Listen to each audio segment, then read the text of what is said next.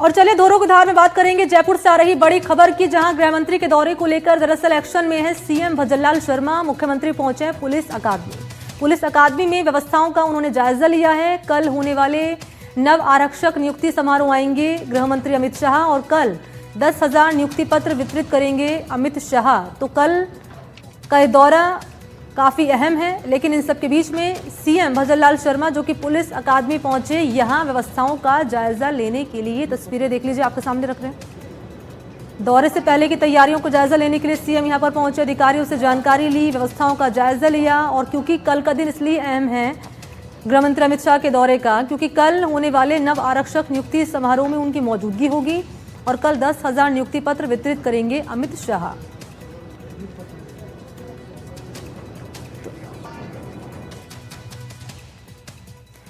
तो डीजीपी हैं राजीव शर्मा, जिन्होंने प्रेस कॉन्फ्रेंस की है। राज्य स्तरीय पुलिस सम्मेलन को लेकर जानकारी दी है। गृह मंत्री अमित शाह के कार्यक्रम को लेकर भी उन्होंने क्या कहा है, जरा वो आप सुनिए। अभी गत वर्ष में जो भर्ती की प्रक्रिया प्रारंभ हुई थी 10,000 कांस्टेबल्स की, उस भर्ती प्रक्रिया के उपरांत जिन्होंने अभी तक अपनी ज्वाइनिंग दी है, उनको कल एक कार्यक्रम में राजस्थान पुलिस अकादमी में माननीय केंद्रीय गृह मंत्री जी अमित शाह जी द्वारा नियुक्ति पत्र भी दिए जाना प्रस्तावित है। ये कार्यक्रम कल दोपहर में राजस्थान पुलिस अकादमी में दिया जाएगा। और चलिए आगे बढ़ेंगे, बात करेंगे जोधपुर से आ रही इस खबर की, जहां माहेश्वरी समाज का महाकुंभ होने जा रहा है। हर जिले से समाज के लोग आने वाले हैं यहाँ। इस कार्यक्रम में गृह मंत्री अमित शाह भी शिरकत करेंगे। जोधपुर में ये माहेश्वरी समाज का महाकुंभ होने जा रहा है। समाज के लोग यहाँ मौजूद रहेंगे। 3 दिनों तक ये महासम्मेलन चलेगा। स्टार्टअप से लेकर कई एक्टिविटीज यहाँ पर होंगी। संस्कृति अध्यात्म की झलक आपको नजर आएगी। और ये आयोजन हो रहा है करीब 200 बीघा में, 250 बीघा में ये आयोजन हो रहा है। 12 ज्योतिर्लिंग, डोम और ग्लोबल एक्सपो। और गृह मंत्री अमित शाह यहां पर पहुंचेंगे, शिरकत करेंगे। वक्त बताया जा रहा है देर रात का, जब जोधपुर पहुंचेंगे गृह मंत्री अमित शाह। राजस्थान की धरती जोधपुर पर इन दिनों 3 दिवसीय माहेश्वरी समाज का अंतर्राष्ट्रीय ग्लोबल स्तरीय महाकुंभ का आयोजन हो रहा है, जिसका आगाज हो चुका है। और केंद्रीय मंत्री गजेंद्र सिंह शेखावत के साथ ही लोकसभा स्पीकर अमित शाह भी जो है इसके उद्घाटन सत्र में जो है वो शामिल हुए हैं। और केंद्रीय गृह मंत्री अमित शाह भी जो है इसमें शामिल होने जा रहे हैं। देख सकते हैं किस प्रकार से जो है वो जोधपुर के पॉलिटेक्निक परिसर में जो है ये भव्य जो है वो अखिल भारतीय माहेश्वरी समाज महासभा की ओर से आयोजित होने वाले इस महाकुंभ में जो है वो तैयारियां जो है वो विश्व स्तरीय की गई है। और कह सकते हैं करीब 33 देशों के जो प्रतिनिधि हैं वो इसमें शामिल हुए हैं। अपने आप में एक अनूठा आयोजन है। और इस सफल आयोजन को करने के लिए हमारे साथ में जो इस समाज के प्रतिनिधि हैं उनसे हम बात करेंगे। सर, जिस प्रकार से जो ये माहेश्वरी समाज का महाकुंभ जो ग्लोबल एक्सपो का आयोजन हुआ है राजस्थान की इस पावन धरा पर, क्या खास है? करीब 33 देशों से लोग भी जो है वो यहाँ आए हुए हैं। जय महेश। ये माहेश्वरी महाकुंभ 2026 में जो हुआ है, इसके पहले जोधपुर में 2019 में भी महाकुंभ हुआ था। जस्ट इस बार 2026 में उससे डबल संख्या में लोग आए। पूरे भारतवर्ष से 50,000 लोग और 26 कंट्रियों से, और 2-3 कंट्रियों में वीज़ा प्रॉब्लम के कारण पाकिस्तान, बांग्लादेश से कुछ लोग नहीं आ पाए। 26 कंट्रियों से लोग आए। करीबन 800 स्टॉल लगी है और खाने के 5 डोम लगे हुए हैं बड़े बड़े। और पूरा 150 बीघा में तो केवल पार्ट में डोम लगे हुए हैं और 100 बीघा में पार्किंग की पूरी व्यवस्था है। सर, हमारे यहाँ जोधपुर में सेवा हमारा परम धर्म है। जो भी बाहर से मेहमान आए उनकी खातिरदारी में कमी नहीं रहेगी। सुबह शाम भोजन की व्यवस्था, बड़ा पंडाल बना हुआ है जिसमें 150-200 कंदोई लगे हुए हैं, उनकी टीम लगी हुई है और अति सुंदर व्यवस्था बनाई हुई है। इस आयोजन में जिस तरह भारत 2047 में कैसा स्वरूप होगा, उसी अनुरूप 2047 में समाज का कैसा स्वरूप होना चाहिए, उसी के अनुरूप यहाँ पे गोष्ठियाँ, यहाँ पे एक्सपो जो 750 स्टॉलें लगी है। विभिन्न युगानुकूल बिजनेस आगे किस तरह IT सेक्टर, AI सेक्टर किस प्रकार के बिजनेस संगोष्ठियाँ होकर इस आधार पर ये प्रदर्शन किया जा रहा है कि युवाओं को संचार शक्ति मिले। और अभी जो मेरे मंत्री नंदू जी साहब ने बताया कि युवा काफ़ी टाइम से, मतलब ये पूरा अधिवेशन का मुख्य पार्ट 18 साल से बच्चों से लेकर 40 साल के युवा तक ने ये पूरी मेहनत की है और किस तरह आधुनिकता को साथ में जोड़ते हुए सांस्कृतिक धरोहर कायम रखते हुए नए और पुराने को मिलाते हुए ये स्वरूप दिया है। और एक्सपो जो सर्व समाज के लिए भी रखा है कि ये इस प्रकार अपना सारा भी लाभ दूसरी समाज भी ले सके। तो यहाँ पर एक रिपोर्ट हमने आपके सामने पेश की। इस रिपोर्ट के जरिए आपने जाना कि क्या क्या तैयारियां मौके पर की गई हैं। गृह मंत्री अमित शाह यहाँ पर पहुंचने वाले उनके दौरे से पहले, लेकिन इन सबके बीच में जरा जान लेते हैं इस दौरे के की पॉइंट्स क्या रहने वाले हैं और क्या तैयारी मौके पर की गई है सुरक्षा के लिहाज से। हमारे दो सहयोगी इस वक्त मौजूद हैं। आपको टीवी स्क्रीन पर शशि मोहन शर्मा नजर आ रहे होंगे, डिप्टी एडिटर है। इसके अलावा अरुण हर्ष भी इस वक्त हमारे साथ मौजूद है। पहले मैं शशि मोहन आपके पास ही आ रही हूँ, जरा बताएं दौरे के की पॉइंट्स क्या रहने वाले हैं, क्योंकि अभी हम सुन रहे थे, बातचीत कर रहे थे यहाँ पर सहयोगी, एक व्यक्ति बता रहे थे कि युवाओं में ऊर्जा का संचार किया जाएगा, स्टार्टअप यहाँ पर किया जाएगा, 3 दिनों तक ये पूरा महासम्मेलन चलने वाला है, यहीं पर आने वाले अमित शाह। विस्तार से जानकारी दें आप। देखिए, ये माहेश्वरी समाज का एक्सपो है जो उदयपुर में हो रहा है और इस एक्सपो में हर क्षेत्र में कैसे कारोबार आगे बढ़ सकता है, कैसे सामाजिक लोगों का जुड़ाव हो सकता है, कैसे नए रोजगार के अवसर बन सकते हैं, यूथ को कैसे सही की दिशा दी जा सकती है, इसको लेकर के एग्जीबिशंस लगाई हैं। तकरीबन 750 से ज्यादा स्टॉल्स हैं और उन सब स्टॉल्स के इस एक्सपो को लोग तो देखेंगे ही, लेकिन केंद्रीय गृह मंत्री अमित शाह यहाँ युवाओं को विशेष संबोधन देंगे और वो बताएंगे केवल नौकरी पाने वाला ही नहीं बल्कि नौकरी देने वाला, रोजगार के सृजन करने वाला कैसे बना जाए। और अमित शाह आज रात तकरीबन 9:15 बजे बाद दिल्ली से रवाना होंगे और सीधे जोधपुर पहुंचेंगे। रात को बीएसएफ के गेस्ट हाउस में विश्राम करेंगे। सुबह उनका ये एक्सपो में शामिल होने का कार्यक्रम है। दोपहर 2:15 बजे के करीब जोधपुर से रवाना होंगे और फिर जयपुर पहुंचेंगे, जहां वो तकरीबन 3 बजे राजस्थान पुलिस अकेडमी में जो 9 आरक्षक हैं, पुलिस में जो कांस्टेबलरी में भर्ती नए नौजवान हैं, उन 10,000 कांस्टेबलरी को सर्टिफिकेट्स देंगे, नियुक्ति पत्र देंगे और ये नियुक्ति पत्र देने के साथ ही उनको ये भी बताएंगे कि कैसे कांस्टेबल पुलिस की सबसे महत्वपूर्ण कड़ी है। सबसे निचली कड़ी भले हो कांस्टेबल, लेकिन सीन ऑफ क्राइम पर पहुंचना, घटनाओं को अपने हिसाब से देखना, उनको रोकथाम करना, घटना होने के बाद जांच करना अलग विषय है, लेकिन कांस्टेबलरी वो चीज है जो घटना होने से भी रोक सकता है, मौके के हालात संभाल सकता है। तो इन सब चीजों को अमित शाह के दौरे में शामिल किया गया है। जी, तो क्या इस दौरे के महत्वपूर्ण पॉइंट्स हैं, ये शशि मोहन जानकारी दे रहे थे। इसके अलावा तैयारियां जरा जान लेते हैं क्या की गई हैं दौरे से पहले। जब यहाँ पर हमारे साथ मौजूद हैं अरुण हर्ष, अरुण आपके पास सारी बताएं जरा क्या तैयारियां की गई हैं। देखिए, अगर बात की जाए तो जिस तरह से माहेश्वरी समाज का ग्लोबल एक्सपो है, इसको लेकर अगर बात की जाए तो आज रात को करीब 10:30 बजे जो है केंद्रीय गृह मंत्री अमित शाह पहुंचेंगे।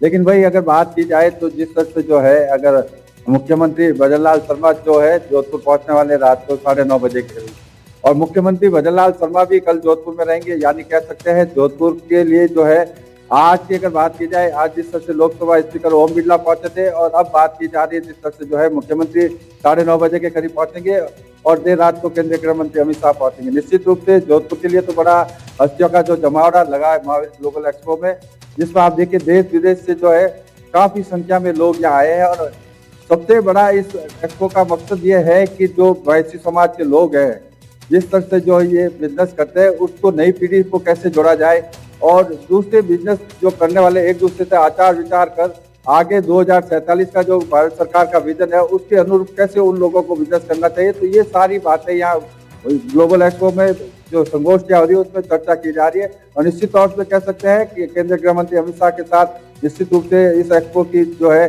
4 चांद लग जाएंगे। माहेश्वरी समाज जो अपेक्षा कर रहा था, मुख्यमंत्री यहाँ पर है, लोकसभा स्पीकर ओम बिरला यहाँ पर है, तो केंद्रीय गृह संस्कृति मंत्री जो है गजेंद्र सिंह शेखावत यहाँ पर है, तो तमाम जो सेंट्रल मिनिस्टर है वो इस एक्सपो में शिरकत करें। लेकिन कल जो है कल का दिन अहम रहेगा। सुबह 10:30 बजे के करीब केंद्रीय गृह मंत्री अमित शाह है जो इस एक्सपो में शिरकत होंगे, साथ ही साथ मुख्यमंत्री भजनलाल शर्मा भी इस कार्यक्रम में शिरकत करेंगे और दोपहर 2 बजे के बाद जो है वापस उनका जयपुर जाने का कार्यक्रम है। तो पूरा दौरा क्या रहने वाला है, क्या पूरा स्केड्यूल रहने वाला है, क्या की पॉइंट्स रहने वाले हैं, इसको लेकर आप दोनों जानकारी दे रहे थे। शुक्रिया आपका अरुण तमाम डिटेल साझा करने के लिए। और शशि मोहन आप रहिएगा मेरे साथ, में लौटूंगी आपके पास। तो ये महत्वपूर्ण खबर और इस खबर को लेकर अपडेट हम आप तक पहुंचा रहे हैं। इन सबके बीच में एक और बड़ी खबर है, जरा वो भी आप जान लीजिए, जयपुर से है। विधानसभा अध्यक्ष वासुदेव देवनानी जिन्होंने राज्यपाल से मुलाकात की है, राज्यपाल बागड़े से देवनानी की मुलाकात हुई है। पुस्तक सनातन संस्कृति की अटल दृष्टि भी उन्होंने भेंट की है। राष्ट्रीय गीत वंदे मातरम पर प्रकाशित कैलेंडर भेंट किया है। तो ये खबर है मुलाकात को लेकर। विधानसभा अध्यक्ष वासुदेव देवनानी की राज्यपाल से हुई मुलाकात और इस दौरान पुस्तक, नाम है सनातन संस्कृति की अटल दृष्टि, उन्होंने भेंट की है। राष्ट्रीय गीत वंदे मातरम पर प्रकाशित कैलेंडर भी भेंट किया है।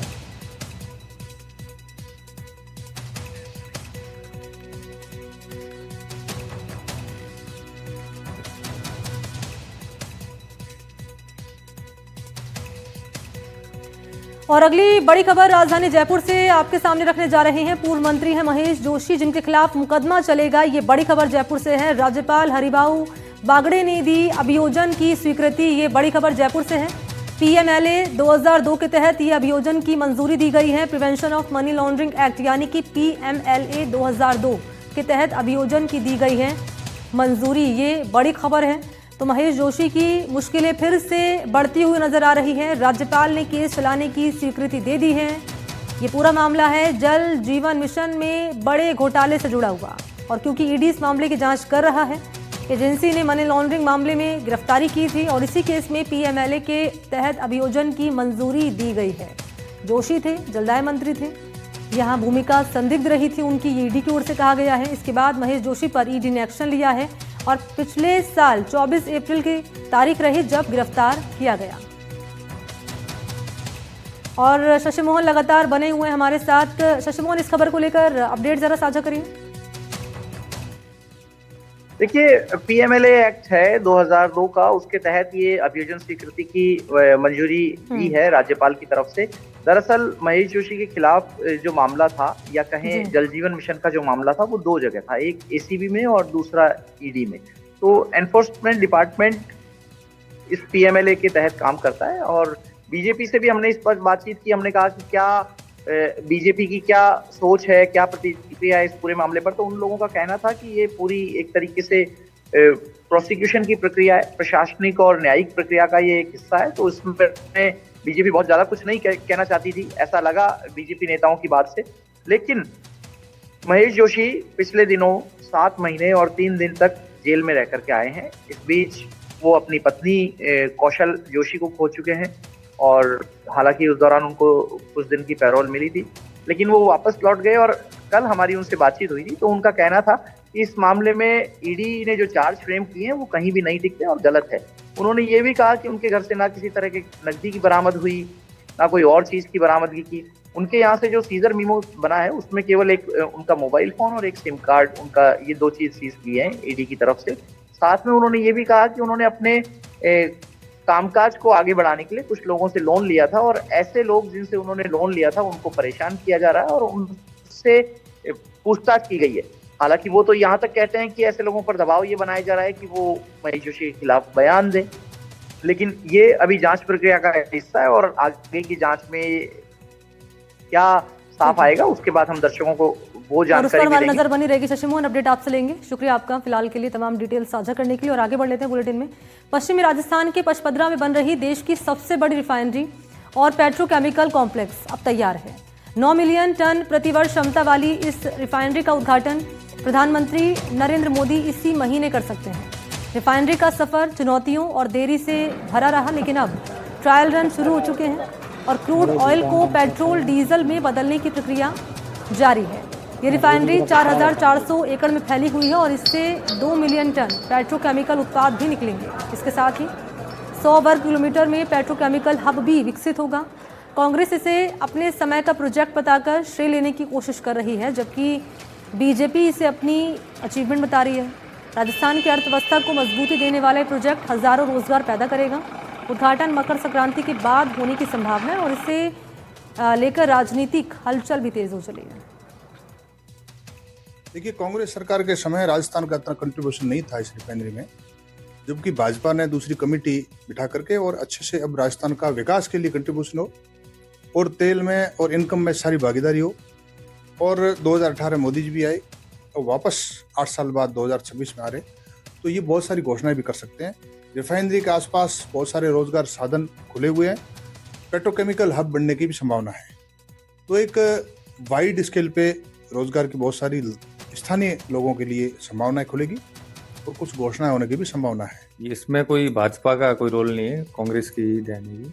और इसके अंदर हमारे तत्कालीन प्रधानमंत्री डॉक्टर मनमोहन सिंह जी और हमारे पार्टी की मुखिया सोनिया गांधी जी की पहल से ही यहाँ पर रिफाइनरी आई थी।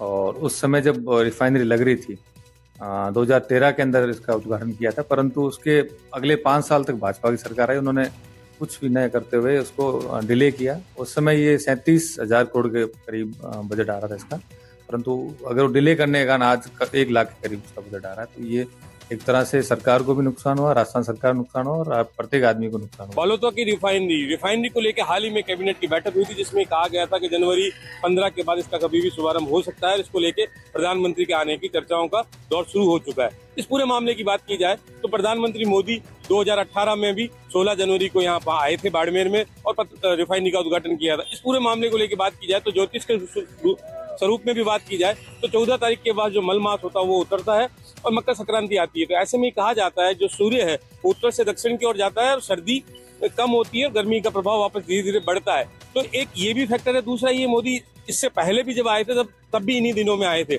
इस पूरी बात रिफाइनरी के उद्घाटन को लेकर बात की जाए तो राजनीति के जानकार और जो भौगोलिक दृष्टि से जो बाड़मेर और बालोतरा जिले को जानते हैं, उनका ये कहना है कि इससे पश्चिम का सूर्य उदय होगा, यानी रिफाइनरी अपना मूर्त रूप लेगी और उसके बाद यहाँ के लोगों को रोजगार मिलेगा और जो कि बड़े स्तर पे जो रोजगार के अवसर है वो खुलेंगे। बात यही की जा रही है। 15 जनवरी के बाद प्रधानमंत्री नरेंद्र मोदी का कभी भी कार्यक्रम इस रिफाइनरी के उद्घाटन के लिए बन सकता है। और साथ ही साथ सबसे बड़ी बात ये भी है, पूरे प्रोजेक्ट के साथ साथ एक बाड़मेर में ड्राई पोर्ट जो कि लंबे समय से लंबित मांग है, उसको भी घोषणा हो सकती है और उसके लिए भी वित्तीय स्वीकृतियां भी जारी हो सकती है, क्योंकि इसके सर्वे का काम लगभग पूरा हो चुका है।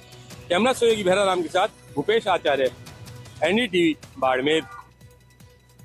और चलिए अब अलवर से खबर आपको देते चले। साफिया जुबैर खान को महिला कांग्रेस में बड़ी जिम्मेदारी मिली है, ये बड़ी खबर आपको दे रही है। फूलबाग में उनका भव्य स्वागत किया गया है और इस अवसर पर कांग्रेस कार्यकर्ताओं और पदाधिकारियों में खासा उत्साह देखा गया। फूलबाग पहुंचने पर साफिया जुबैर खान ने कांग्रेस के वरिष्ठ नेताओं से मुलाकात की है। पूर्व केंद्रीय मंत्री हैं जितेंद्र सिंह, कांग्रेस नेता प्रतिपक्ष हैं टीकाराम जूली, अभिनंदन किया। आपको जानकारी दें कि राजस्थान के पूर्व विधायक हैं साफिया जुबैर खान, जिन्हें ये जिम्मेदारी मिली है। देखिए, मुझे बहुत खुशी है कि कांग्रेस पार्टी ने, हमारे अध्यक्ष खड़गे साहब ने, राहुल गांधी जी ने, सोनिया गांधी जी ने, वेणुगोपाल जी ने, भंवर साहब ने, अलका लांबा जी ने, सबने मिलकर मुझे ये महिला कांग्रेस में जिम्मेदारी संभालने का मौका दिया है। मेरी कोशिश रहेगी देश की आधी आबादी जो है हम उसकी लड़ाई लड़ें। सामाजिक, राजनीतिक और आर्थिक तीनों लड़ाइयाँ हमें लड़नी है।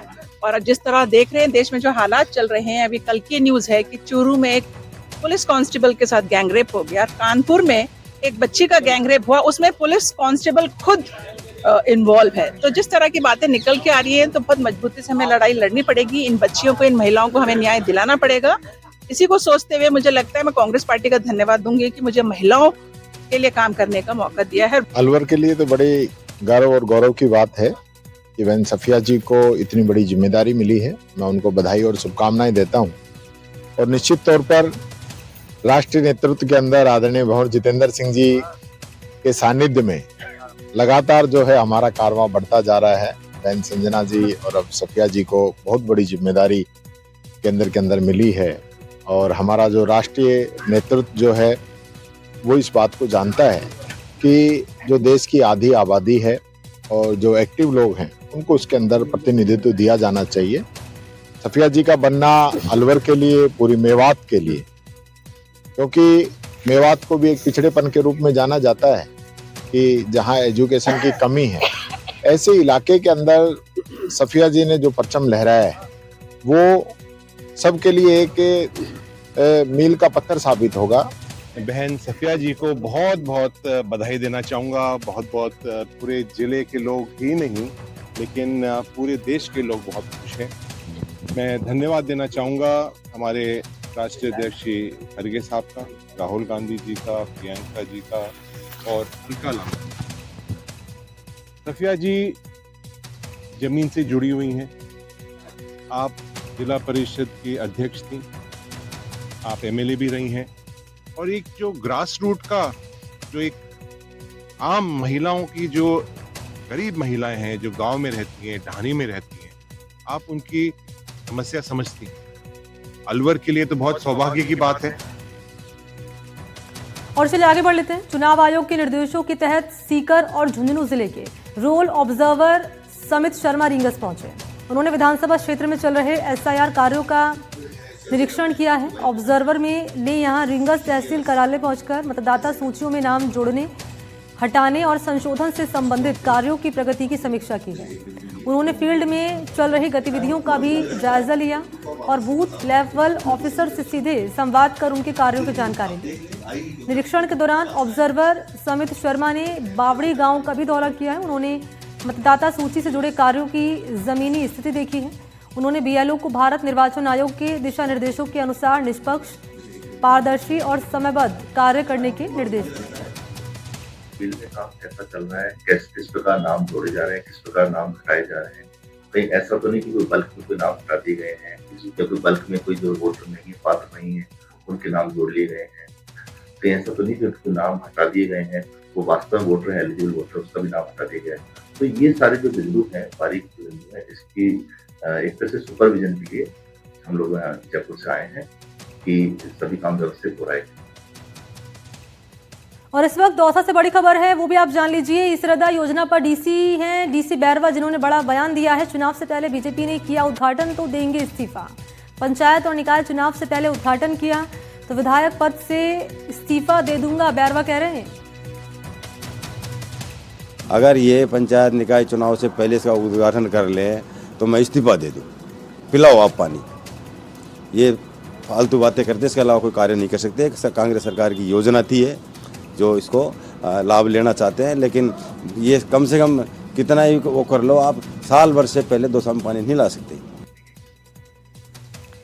और चलिए इन्हीं तमाम खबरों के साथ बुलेटिन में फिलहाल के लिए बस इतना ही। आगे देखिए आप खबरें सुपरफास्ट अंदाज में।